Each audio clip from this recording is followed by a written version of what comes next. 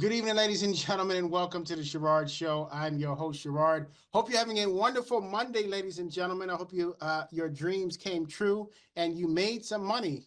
Well, ladies and gentlemen, we have a very special show this evening. We have two entrepreneurs, gentlemen who are doing big things in the industry of group homes. We're going to be talking to them about how they're changing lives, as well as their group home masterminds that was founded back in July of 2024. This is a very interesting topic and something that's very dear to me. So we're honored to have these gentlemen on the show. We'll be talking to them momentarily.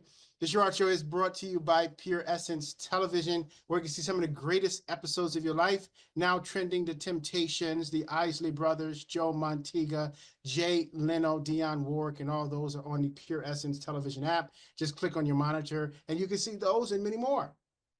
And also, it's brought to you by iHeartRadio. If you missed this broadcast on television, you can also listen to it on iHeartRadio. Just click the link below and you can smile and drive. And then also, it's brought to you by my Rah Shoe Collection.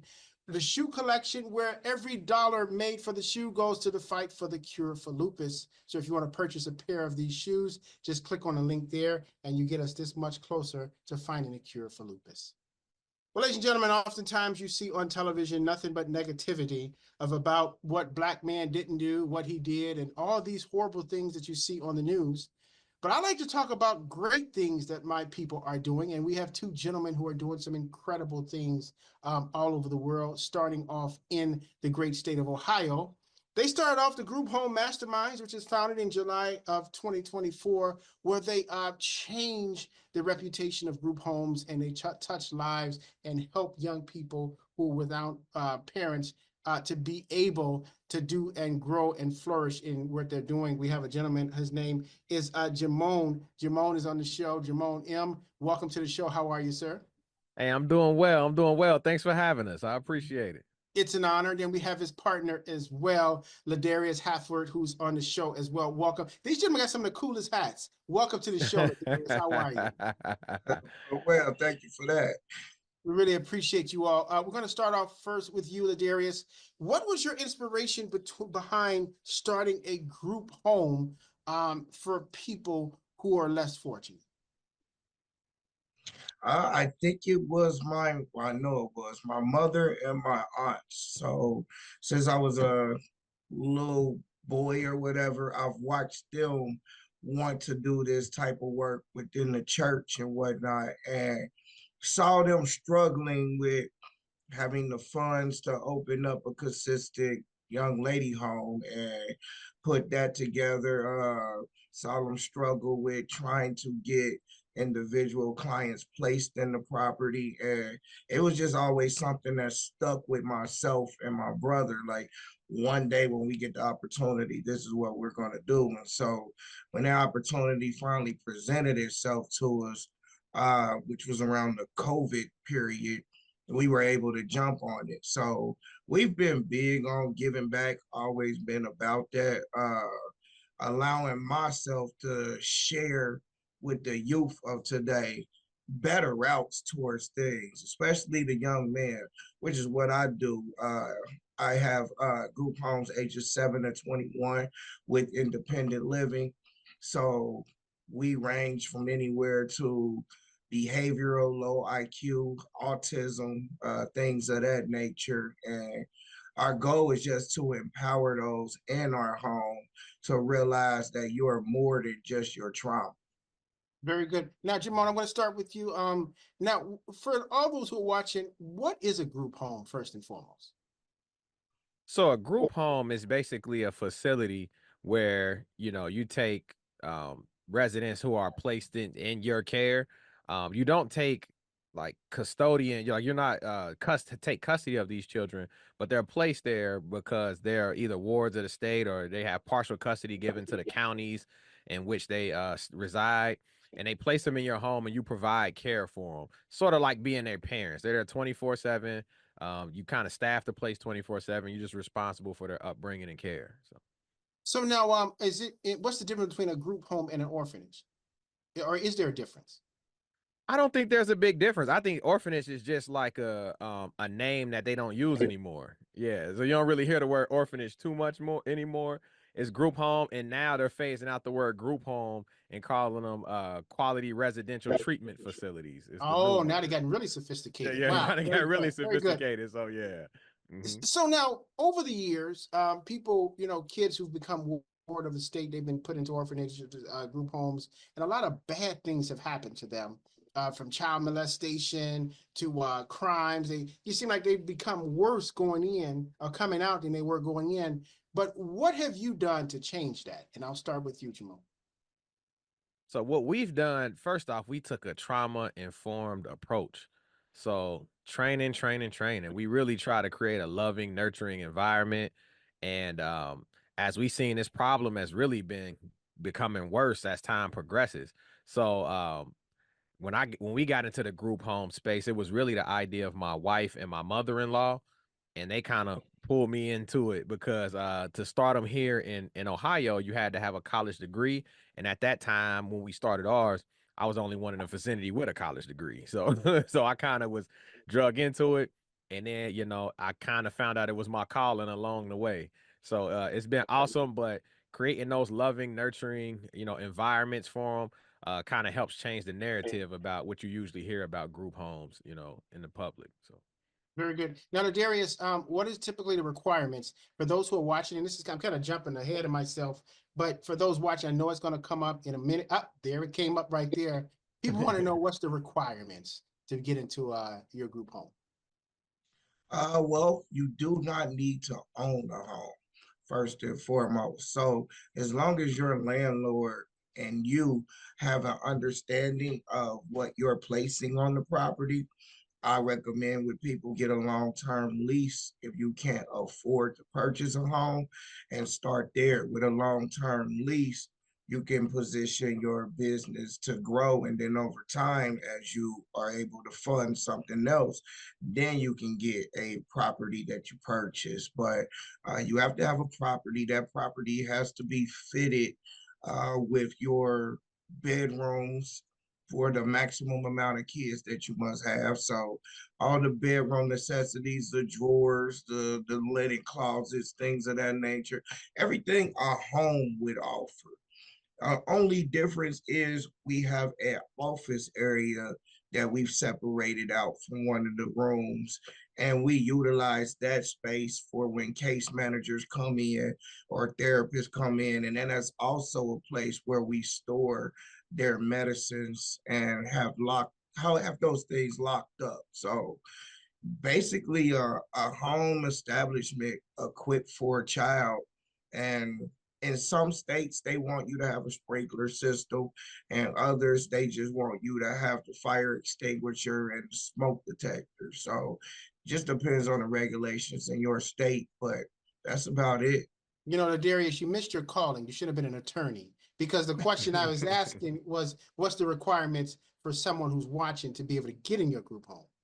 Like, Oh, to get in, to yes, please become a forgive me client. if I didn't clear that up for you. Well, I don't know if they necessarily want to become a client. It's usually based on trauma. So these are from children who have been neglected, they've been abused, their parents have some type of substance abuse and they've been taken from them. There's domestic violence in their home, murders, all types of traumas. The child has autism and it's too overwhelming for a single mother, and she can't do it on her own. So I've seen all type of crises and reasons for why a young man ended up in my bed at the group home. Very good. Now, Jermone, when they do come, how long do they typically, can they stay or do they stay before it's time for them to leave? Well, we at the group homes that we both operate, we deal with special need clients. So in those cases, they can stay to age 21. So he starts at age 7 to 21. Ours is 8 through 21. So as long as they within that range, they can stay. Very good. Yeah. Ladies and gentlemen, for those who just joined us, we're talking to two gentlemen who have started their group homes in the greater, is it in Dayton, Ohio? Well, the ones that I ran was in Dayton. His is in Cincinnati. So we're both like about an hour. It's about an hour difference for those who are not familiar with Ohio. It's about 45 minutes to an hour apart. Okay, So very yeah. good. These are businessmen doing big things in that wonderful state of Ohio. They have the group home masterminds founded in July of 2024. Again, that's Jermone as well as Ladarius. We will be taking your questions momentarily. Believe you me, they're piling up on you all already. Now, my question to you, Jermone, you know, when it comes to group homes, like, you know, most time people think like alcoholism, you know, victims of incest, all kind of horrible things happen to them. But is this something that's paid by for the government, or how does the individuals who come there, how are they able to, you know, stay there in terms of pay? Yeah, there's a lot of different funding sources. The most predominant is government funds, I would say. So, at least here in Ohio, the counties will take, custody of the children, place them with us, and the funds will come from the counties. But they also have options where it can come from like Medicaid, from insurance. You also have options where people might private pay. But the predominant funding source would probably be government funds coming from the counties, your local county. Very good. Now, Ladarius, what are some of the challenges you encounter owning a group home, especially when you know, say for example, you get 20 new people coming in. What's some of the challenges with dealing with different behaviors such as that? Us, I would say the top that I'm hearing and that I deal with myself is staffing. I'm not sure what the reports are saying about America and the job booming situation, but I don't agree with it. I, there's a crisis going on with employment in America, and so staffing is a huge part of that. So within a group home, for you not only have to have well a specific group of staff, but well-trained individuals. We do a minimum of 54 hours of training a year. So with this being in the social services and healthcare sector, you have to have those combinations of trainings going on. So getting your staff up to par with understanding different traumas and behaviors and being able to de-escalate, that would probably be the largest problem that I see. Very good. And what about for you, Jamon, for your group home? What's some of the biggest challenges you face? I would say the exact same thing is having qualified staff. You can deal with some pretty difficult behaviors, and pretty, with children that have pretty long, list of traumas that they dealt with, and they might be as young as 8 or 9 years old. You know what I mean? And it's kind of rough, but it can be taxing on somebody working their 40 hours a week, 8 hours a day, dealing with that back to back. So staffing is definitely, I would say, the biggest challenge. Very good. Well, ladies and gentlemen, we're going to take a quick commercial break. We're going to ask Jamon where did he get that White Sox hat, and then also we're going to be talking about they're coming in, they're expanding and they're expanding on a big level, and we're going to be answering your questions, audience members. We're so excited. These gentlemen are doing big things, and they're on the Sherard Show. We'll be right back right after this. Here's an important message from the U.S. Med Diabetes Solutions Center. If you have diabetes, you know the pain of pricking your fingers. But now, by wearing a small device called a continuous glucose monitor, or CGM, you can reduce your pain right away. It's easy to use and helps you make more accurate diabetes treatment decisions. If you use insulin daily, you might be eligible to get your own continuous glucose monitor. Call the U.S. Med Diabetes Solutions Center to learn about this groundbreaking new CGM technology. If you have Medicare or private insurance, call to see if you qualify for a CGM at little or no cost. Shipping is free and will even bill your insurance company for you. U.S. Med is the #1 rated supplier on Google and Facebook reviews. So call us right now to see if you qualify for a CGM at little or no cost. U.S. Med. Better service. Better care. And welcome back, ladies and gentlemen, to the Sherard Show. I'm your host, Sherard, for our Monday conversation with two gentlemen doing big things with their group home in the great Ohio area. In our last segment, we're talking about some of the challenges. Ladarius, you were mentioning there's another challenge you would like to talk about in owning a group home and dealing with various personalities and behavior situations. Yeah, I was saying that outside of finding proper staff, I think the largest challenge is going on right now is the fact that people aren't paying attention. that challenge with the I guess the government and the way things are ran, and the fact that we don't realize that there is a huge opioid addiction, abuse, trauma situation going on in America, and our biggest impact is on our children. I mean, so it's not just those parents that are dealing with these type of issues, it's the child that they leave behind, because when you cause damage to yourself, you bring damage to the entire household, and you don't realize the impact you have on that little kid in the room who's about to be displaced. And so you literally get your child removed from your care. And now you're dealing with the foster care system. Now you're dealing with the adoption system. Now you're dealing with, more Medicaid, more food stamps. You know what I mean? Things people want to eradicate, but are needed because this child needs it. Now you're dealing with truancy problems because they're being displaced from their educational center. Or I mean, the list goes on and on, simply because it started here with the adults, but it trickled down and it affected our children. And they don't know how to emotionally and mentally handle some of these issues. And a lot of them bottle it up, keep it in, and they use behaviors to act out. You know what I mean? And that crisis in America is just growing and growing. So we're watching that happen while these children are being displaced. I mean, there's not enough group homes in America. There's not enough support. There's not enough mentors. There's not enough in the foster care system to help them. Not enough in the education realm to help them. These schools won't let them in because of their behavior. So this is the environment of our society that we're creating, where our future leaders look like this child that was being neglected. So now, and I appreciate that so much, an audience does too. It kind of adds to many more questions coming you all's way momentarily.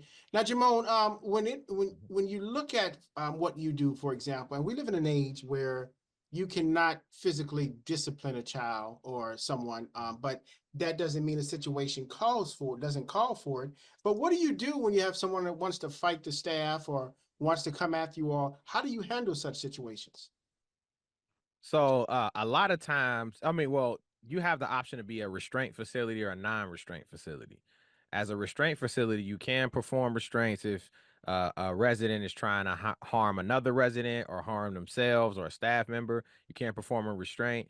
But like I said, our sector that we work in, with the group homes, are some of the most highly trained, highly regulated sectors, I would say, in America almost. All the training and accreditation we have to go through. So after spending time with the children for a while, you start understanding the child's triggers. A lot of times the children don't go from 0 to 100. It's like 0 to 10 to 30 to 50. And usually if you stop it around 20 to 30, you can control the situation pretty easily. But, it takes a highly trained staff member to actually do that, which led to the problem that we talked about before of that's the biggest issue that we up against is finding staff members who are qualified and trained to handle it. So, yeah, Very good, very good. All right, well, gentlemen, you ready for the questions from the audience? absolutely. do it. Absolutely. All right, Bring them buckle on. up, gentlemen. Here they come. All right. This first question is from Heather. She is from Baltimore, Maryland. She's saying this is a very unique topic that you all are talking about in the Sherard Show. She's so proud of you, gentlemen, doing big things. Her question is, where does the funding come from in order to keep you all afloat? Very good question, Heather. Well, first of all, thank you, Heather, for the question. And then secondly, the funding is mainly provided by the federal government. So all of this, as Jermone was speaking, is typically within the Medicaid, Medicare, social services realm. So the federal government pays for certain programs, pays for your per diem, um, pays for their medical, dental, vision, all of those things that you can get by applying for. the income usually comes from that route. You get an NPI number from Medicare, and you can provide case management. You know, different therapies are expensed through that. And then there's also individuals who are capable of doing private pay. So that's typically how things work out. Very good. Jermone, did you want to add something to that? Oh no, he pretty much hit the nail on the head. I would say for ours, the main thing has been, like he said, the per diem. That, and for those who don't know what the per diem is, that's an amount that you get paid every day for a resident staying in your home. So if they spend a night in your bed that night in your home, then you get paid a certain dollar amount that y'all negotiate with the county or the custodial agency who places them in your facility. Very good. Very good. I appreciate the answer and appreciate the question, Heather. This one is from Rachel. This is from Rachel Lewis. She's from Culver City, California. She's saying, how is it that two R&B looking singers have opened up a group home? She said you all look like R&B singers. What's the inspiration behind that? I'll start with you, Jermone. Like I said, I think our journeys are definitely different, but my journey, I got here because of my wife and her mom, my mother-in-law. So they were both in the social services field. I was in real estate. We didn't share our full story, how we, arrived here, but me and Ladarius met through real estate. We were real estate guys. And my wife and mother-in-law said, "Hey, let's open a group home. Let's figure this out." Like I said, they needed somebody with a degree. I had a degree. So that's how I got into group homes. Now, I'll interject this for a minute. Now, Jermone, how long did it take from start to finish? Say, for example, you decided to do it today, January 13th. How long did it take you before you opened the doors to the group home? Well, when we opened ours, so we opened ours in 2018. At that time, you could open it in 90 days.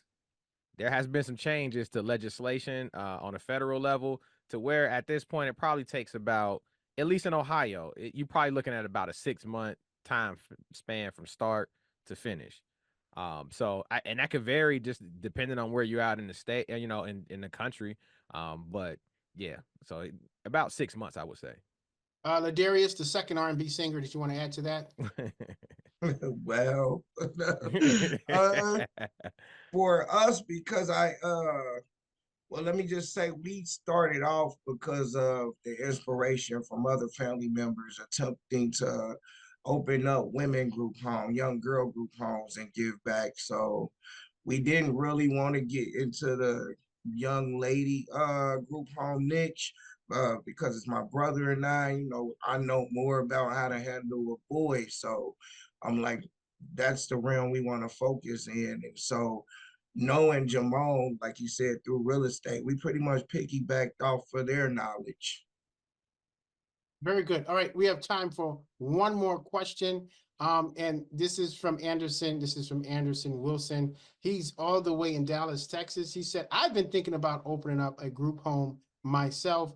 He said, how much funds do I typically need to get it started and to stay afloat? Let's start with you, Darius.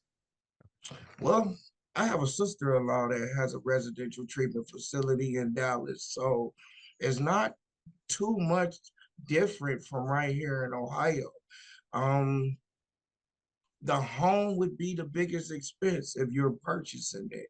If you're not purchasing the home, like I said, you're leasing it, then you can get donations as a nonprofit organization for your bedrooms and bathrooms and offices. You can literally fill up the home like Jermone and I did for hardly little out of pocket because there are organizations that are giving back. You can limit your expenses by going to what's that, garage sales, things of that nature, and buying furnishings for the place. So it just depends, one, on your creativity.